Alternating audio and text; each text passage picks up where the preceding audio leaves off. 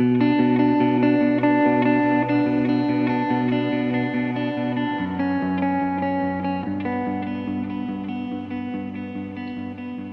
we try to put into that house a sense of unity of the altogether that makes it part of its site.